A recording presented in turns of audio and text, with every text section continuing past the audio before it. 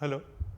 In earlier lectures, we discussed public key cryptography, but in order to use public key cryptography in a practical scenario, we require what is known as public key infrastructure. We will discuss this in the present lecture and in the next lecture.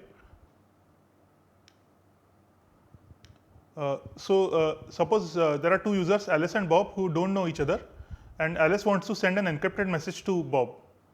The question is, how does Alice get Bob's public key? So, one obvious solution that may occur to us is the following. Bob just puts his public key on his website, and Alice connects to Bob's website and downloads his public key from the website. But is this a secure way of distributing a public key from a user Bob to a user Alice? So, this has a shortcoming. It is vulnerable to an attack such as the following. This attack is illustrated in this figure here. Alice is the user who wants to obtain Bob's public key. Alice sends a request to Bob's web page asking for Bob's homepage, which includes his public key. So, this is the message from Alice, get Bob's homepage. But this message of Alice is intercepted by an intruder 2D who controls a compromised router on the path from Alice to Bob. So, this message get Bob's homepage is intercepted by 2D, and instead of sending Bob's actual web page, 2D sends a fake homepage to Alice. This fake homepage contains a fake public key. So, this fake homepage that 2D sends to Alice may be a copy of Bob's web page with Bob's public key replaced with 2D's public key. And 2D sends this fake web page to Alice. We denote Bob's true public key by EB, and 2D's public key is ET. So, 2D sends fake web page to Alice, which contains ET, that is 2D's public key. Now, Alice thinks that the public key that she has obtained is that of Bob. She then tries to send an encrypted message to Bob, encrypted with the public key that she has obtained, which is ET. When Alice encrypts her message with this public key ET, 2D is able to decrypt it because 2D has the private key corresponding to ET, and 2D decrypts and reads the message. After 2D decrypts the message, she obtains Bob's actual public key, that is EB, and then re-encrypts the message using EB and sends EB of the message to Bob. So, this is the message encrypted using Bob's public key and sends it to Bob. But in this process, confidentiality has been lost because 2D was able to read the message that Alice sent to Bob. So, in this attack, the confidentiality of the message is lost. So, that defeats the purpose. This happens because an intruder 2D is able to replace Bob's true public key with a fake public key, that is the public key of 2D. So, this is one illustration of the fact that it is difficult to check in general whether a public key is indeed that of the user who it is claimed to be. So, we want a mechanism using which Alice can check whether a public key that is supposed to be user Bob's is indeed that of Bob or it is of someone else. Public key infrastructure refers to different components that are used to securely distribute public keys. These components include organizations, policies, and procedures, and so on. We will discuss public key infrastructure in this lecture and the next lecture. So, first we discuss one approach to public key distribution based on a key distribution center or KDC. Suppose a key distribution center or KDC is available online for 24 hours every day for securely distributing public keys on demand. So, when a user Alice wants to obtain Bob's public key, she connects securely to the KDC and obtains Bob's public key from the KDC. The public key of the KDC is known to everyone. For example, it may be preloaded in browsers. So, everyone is able to securely communicate with the KDC. If a user Alice wants to know the current public key of Bob, she just connects to the KDC and requests for it. And if some user wants to change their public key, then they have to just intimate the KDC, and the new key is stored at the KDC. But this has some disadvantages. Each time some user wants to obtain the public key of some other user, they have to connect to the KDC. So this approach is not scalable. Every user in the network has to connect to the KDC. So in a large network such as the internet, there's a performance bottleneck. So this approach is not scalable. Every user needs to connect to the same point, that is the KDC, to obtain the public key of any user. The KDC can become a performance bottleneck since all users connect to the KDC whenever they want to obtain a public key. So this is a shortcoming of this approach. Then another shortcoming is that if the KDC fails, for example, it crashes, then users are not able to communicate securely. So the KDC has to be online 24/7, and whenever the KDC is down because of some reason, users are not able to obtain public keys of other users. So these are the disadvantages of this approach, and these disadvantages stem from the fact that there is an entity KDC which needs to remain online all the time, and whenever any user wants to obtain a public key, they need to connect to that entity KDC which is online. So because of these disadvantages, people have developed a different solution for public key distribution. This alternative solution does not require any organization such as a KDC to be online. It is based on an alternative concept called certificates. There are organizations that issue certificates that public keys belong to specific persons, organizations, and so on. So a certificate is a digital document. It is issued to some person. For example, a certificate might be issued to Bob. That certificate says that Bob has so and so public key, and just Bob can pass on this certificate to any user who wants to communicate with him. This certificate has inbuilt security features. A user LS does not need to connect to some entity like the KDC to obtain a public key. The certificate itself has inbuilt security mechanisms. We'll discuss the concept of certificate in detail. A certification authority is an organization that issues a certificate that a public key belongs to a specific person, organization, and so on. So a certificate is a digital document which binds a public key to a specific person or organization. And certification authority is an organization which issues a certificate. As an example, suppose Bob wants a certificate for his public key.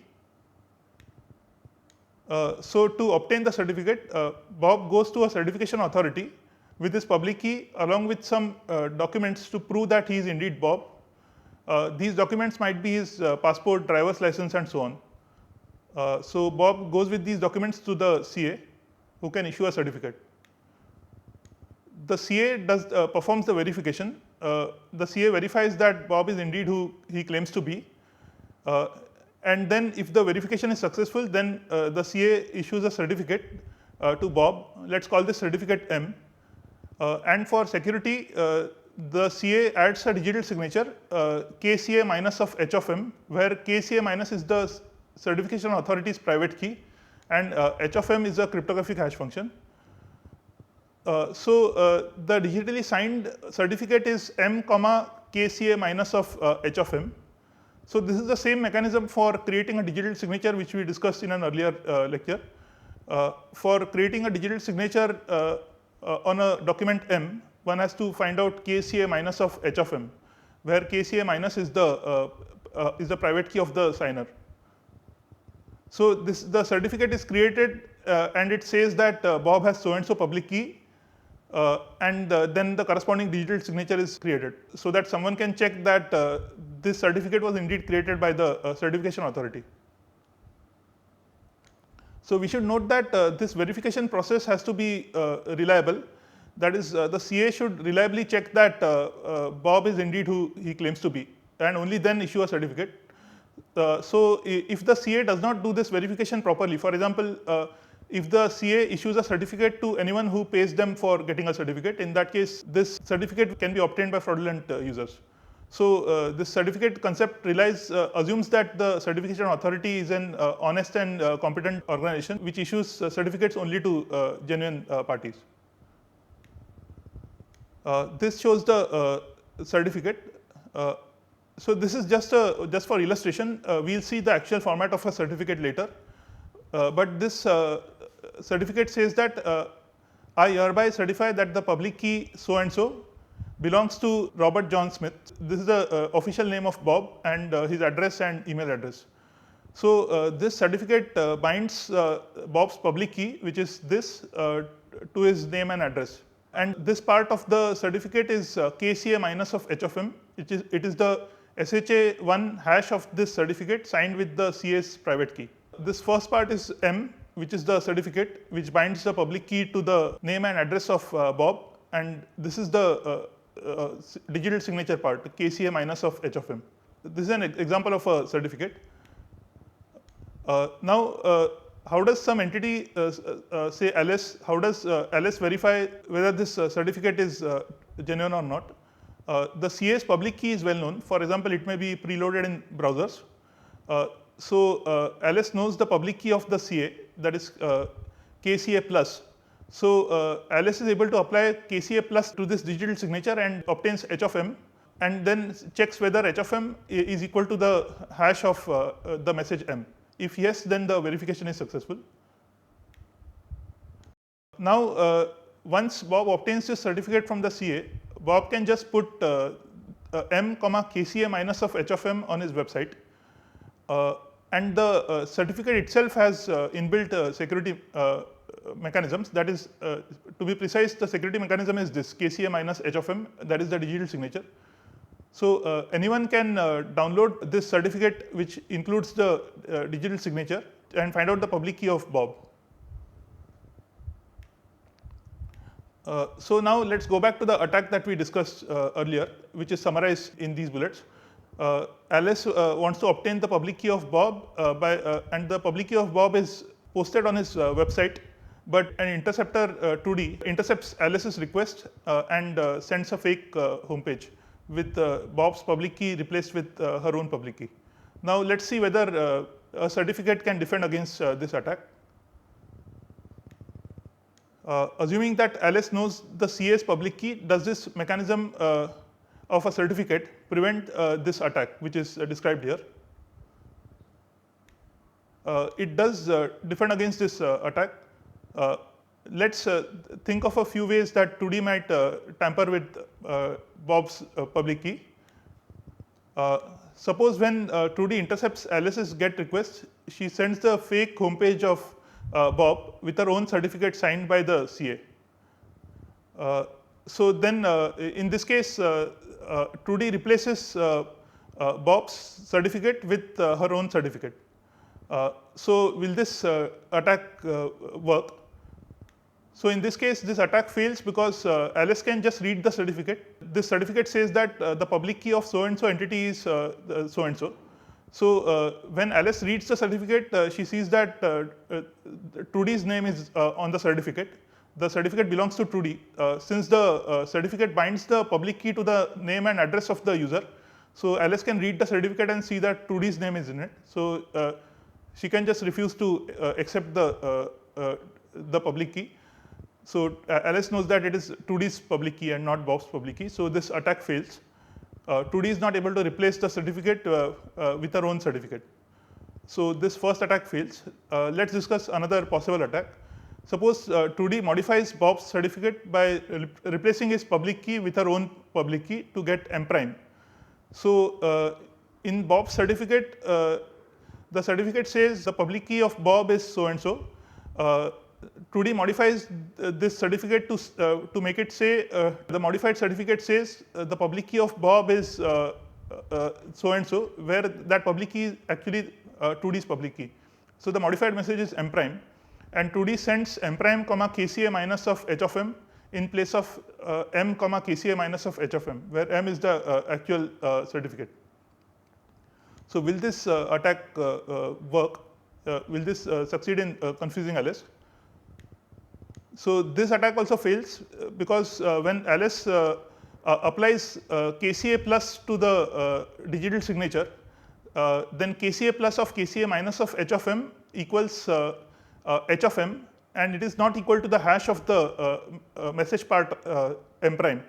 So this verification fails. So hence Alice is able to find out that the certificate has been tampered with. Now notice that the crucial fact here is that a cryptographic hash function has the property that if we have a message m with a certain hash h of m, then it's computationally infeasible to find another message m prime which has the same hash h of m. So hence it's difficult for 2D to replace the message m with another message m prime with the same hash as the original message has. So hence this verification of the digital signature fails, and Alice is able to detect that the certificate has been tampered with. So any tampering in the certificate can be detected by checking the digital signature on the certificate. So because of these reasons, a certificate is a reliable mechanism for checking whether a public key is indeed that of the user who the certificate is claimed to be of.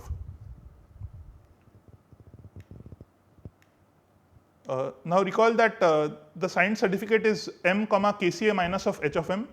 The user needs to trust the CA's public key for this scheme to work.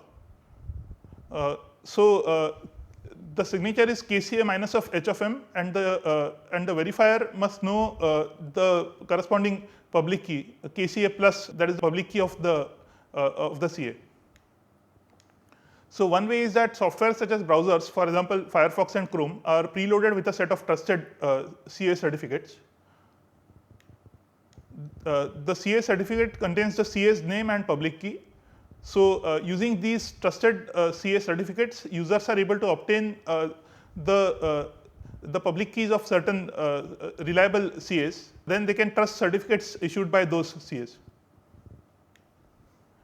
CA certificates can also be added or removed by a user. So for example, if I don't trust a particular certification authority, then I can remove the certificate of that CA from my browser. If I trust a certain CA, then I can add their certificate to my browser, and so on and so forth. Some examples of popular certification authorities are Symantec, Comodo, GoDaddy, and GlobalSign. So there are a large number of such certification authorities who provide certification services in the internet. Now it would be problematic if different certificates were in different formats. Browsers would need to understand all the formats in order to parse a certificate. So we require standardization. We require a standard format for a certificate. ITU X.509 is a widely used standard that specifies the format of certificates. This table shows some of the fields in a certificate. So the first column has the field name, and the second column has the description.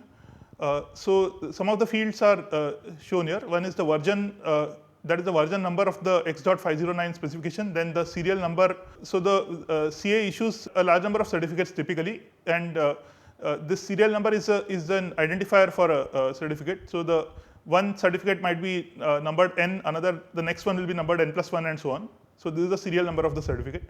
Then this is the signature, which specifies the algorithm used by the CA to sign this certificate. For example, it may be SHA-1 hash function along with the public key algorithm RSA, and so on and so forth. Then next we have the issuer name, that is the identity of the CA that issues this certificate in a particular format known as distinguished name format or DN format. We'll see examples of the issuer name in distinguished name format. Then the validity period of the certificate, that is when the certificate is valid from and up to what time is it valid. So the start and end of the period of validity of the certificate. This is another field in the certificate. Then the subject name. The subject is the entity to whom the public key is issued.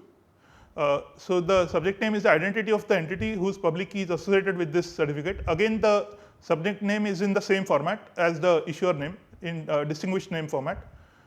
And then finally, we have the subject public key. This has the subject's public key as well as an indication of the public key algorithm and algorithm parameters to be used with this key. If for example the algorithm is RSA, then the public key is n comma e. It has the numbers n comma e. So the subject's public key has n comma e, as well as the indication of the public key algorithm, which is RSA in this example. This shows an example of a certificate issued to the website www.freesoft.org by the certification authority Thought Consulting. So this certificate has the following information. One is the version number, then serial number of the certificate, then signature algorithm is MD5 with RSA encryption. So MD5 is the cryptographic hash function and RSA is the public key algorithm. So recall that the signature, digital signature is KCA minus of h of m. So that function h is MD5, and the algorithm used for creating the digital signature is RSA. This is the issuer name in distinguished name format. So you can check this issuer names. The issuer is Thought Consulting, and these are some other details about Thought Consulting, the address and so on.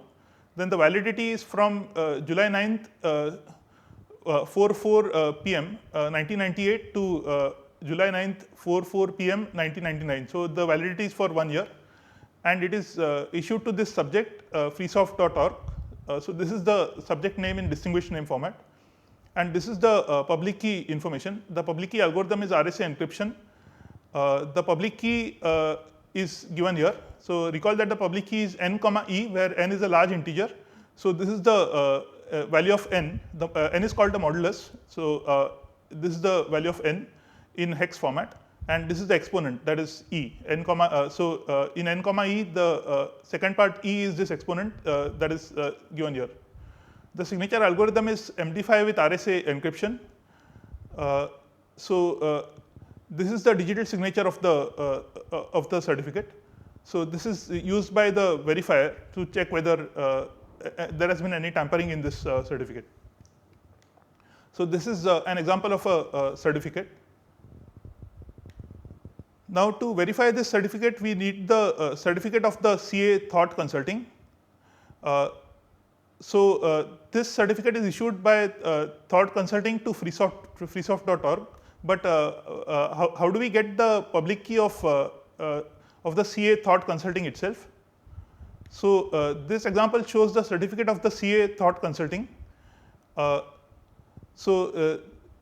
the other fields are similar. This is a newer certificate. The version is 3, serial number is 1, signature algorithm is MD5 with RSA encryption, and the issuer is Thought Consulting. And note that the subject is also Thought Consulting. So this certificate is self-signed. That is, it is signed by the issuer itself. This certificate is issued by Thought Consulting to itself.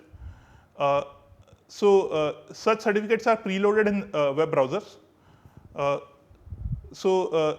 This also note that the validity is much for a greater period than the previous certificate had. It is from August 1st, 1996 to December 31st, 2020. The previous certificate was for 1 year, whereas this is for 24 years. So by looking at this certificate, one is able to obtain the public key of Thought Consulting, and such certificates are preloaded in web browsers. So when one installs an operating system along with a browser, such certificates are included in the browser. So from such certificates, one is able to obtain the public keys of certain CAs, such as Thought Consulting. And once the public keys of these CAs are obtained, we can verify the public keys of other entities, namely other people and organizations, using this public key. This is a so-called root certification authority whose certificates are preloaded in web browsers. So we started our discussion of public key infrastructure in this lecture. We first attempted to provide public key infrastructure using a key distribution center. Then we discussed its disadvantages, and then we studied the concept of a certificate and certification authorities. We discussed the format of a certificate. We'll continue with our discussion of public key infrastructure in the next lecture. Thank you.